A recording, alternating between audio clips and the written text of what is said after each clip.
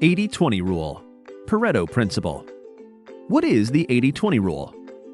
Where can I apply the 80-20 rule? Is 80-20 rule useful for me? Well, 80-20 rule, or sometimes known as the Pareto principle, says that about 80% of outcomes or outputs are caused by 20% of inputs.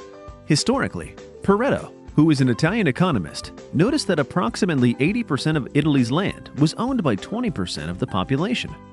He also surveyed other countries and found to his surprise that a similar distribution applied.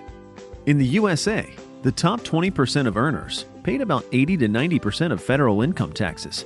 Meanwhile, in the healthcare in the USA, about 20% of patients used 80% of healthcare resources. How can I use 80-20 rule in my business? Well, you need to identify the top 20% of your customers that give you 80% of sales. Once identified, you need to prioritize them by providing better services that are beyond their expectation. How can I use 80-20 to improve my productivity? It's easy. Review a normal daily activities, and you'll notice about 20% of those activities contribute 80% of the betterment of your life. Once again, prioritize them. Give more attention to them. Those activities which are less critical must be replaced. Well, how do you find the video?